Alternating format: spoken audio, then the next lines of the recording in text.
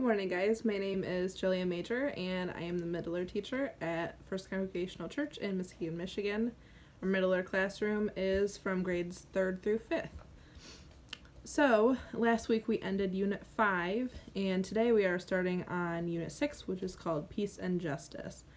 Our first lesson, Lesson 1, is Mohandas Gandhi, Great Soul, Justice Through Nonviolent Resistance. So this lesson does come from Progressive Christianity curriculum, which our church has purchased, but we do not own the copyrights to.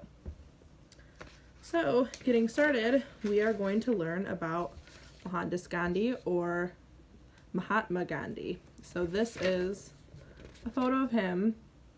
You may have seen this photo before or heard of this man before, but we're going to talk a little bit about his life.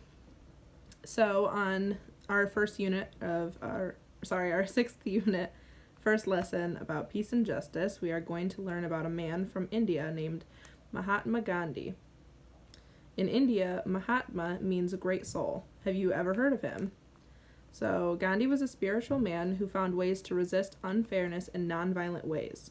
He led peaceful protests in South Africa and in India. He has inspired people ever since to try and make the world more fair without using any violence. So, do you think this world is fair, and have you ever experienced unfairness in your own life? So, real quick, I'm going to read the story of Gandhi's life, and then we are going to talk a little bit about an activity that I will have linked in the description. Real quick. So, our story, Mohandas Gandhi. Mohandas Gandhi loved his country, India, especially all of the different types of Indian people, the rich and the poor, the Hindus and the Muslims, the upper class who lived in the cities, and the farmers who worked in the fields. He saw everyone as equal, all children of God.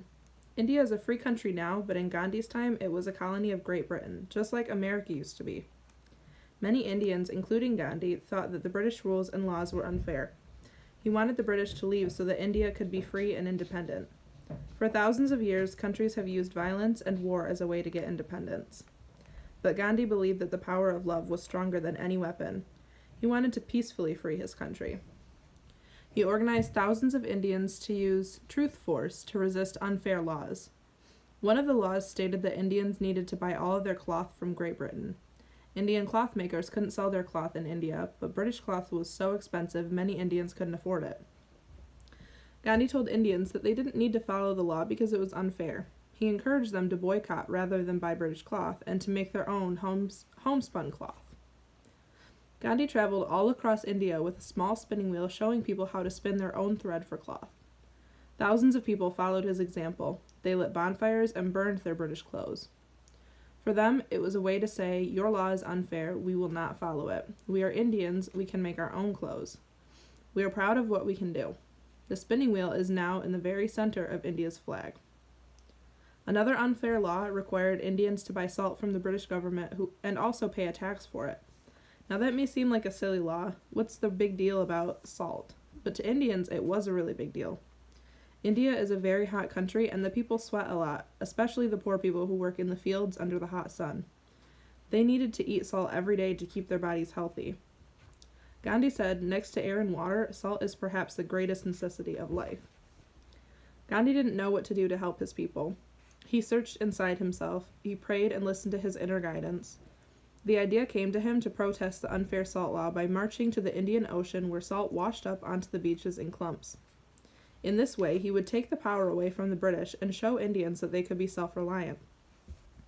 The ocean was 241 miles away. All along the way, people joined Gandhi in his protest march. After 24 days, he reached the ocean leading a crowd of tens of thousands. Gandhi offered a prayer. Then he picked up a tiny lump of salt, breaking the law. Within moments, people everywhere along the coast picked up salt too. Over 50,000 people were arrested, including Gandhi. News spread, and soon the whole world knew how unfair the British laws were to the Indian people. Even some of the people living in Great Britain thought India should be free. And thanks to Gandhi, India eventually did become an independent country. Although Gandhi protested the British laws, he never hated the British people. He called them friends and treated them respectfully. Even when he was beaten, he didn't fight back. Gandhi's belief in the power of love and truth inspired people all around the world. They called him Mahatma, which means great soul. So, we will talk real quick about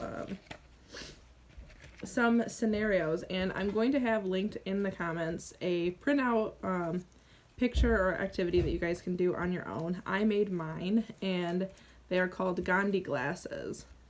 So these are my pair. So you basically just put them on. If you notice in this picture, Gandhi is usually wearing these glasses. So I want you guys to make your own, and that way, when we think of different scenarios, we're going to act out certain situations, or I'll read them to you. So at first, the main character is just going to accept the unfair situation, and then they're going to put on these Gandhi glasses to see things in a new way.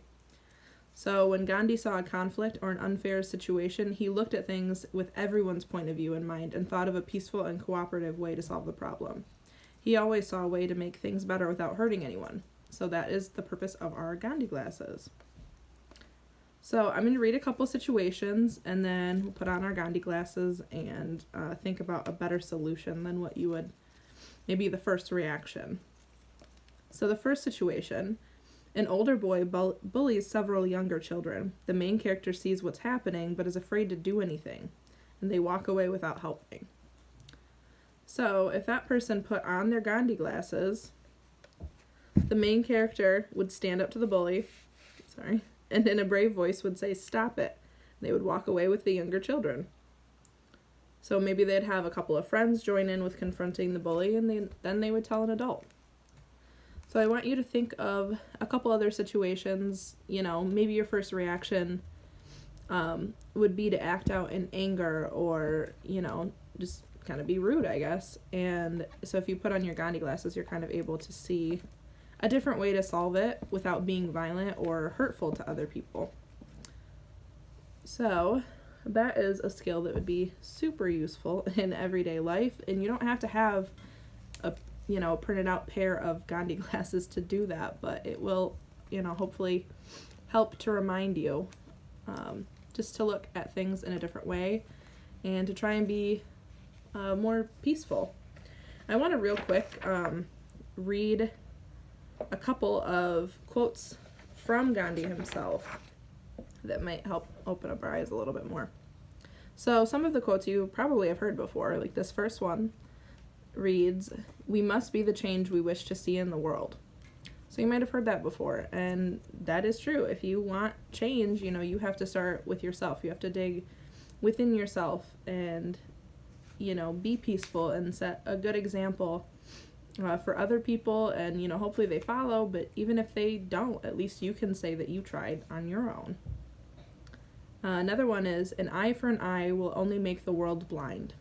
So if you retaliate, if somebody's being mean to you or rude to you, if you retaliate and do the same thing, you're just doing exactly what you don't want them to do to you. So that's not going to be helpful for anybody. Another one is, "There is no path to peace. Peace is the path. There is no path to truth. Truth is the path." Alrighty. So I think we will conclude that lesson today. I hope you enjoyed it, and I hope you get a chance to maybe print out the printable glasses and make your own pair, or maybe even just find an old pair of glasses or something that you can use and practice. Practice a couple different situations. Make up, use your acting skills, make up a different scenario, and then put on your Gandhi glasses and see how you could solve it, and then try and incorporate that in your everyday life. Alrighty, I will see you guys back here next week for lesson 2. Bye, guys.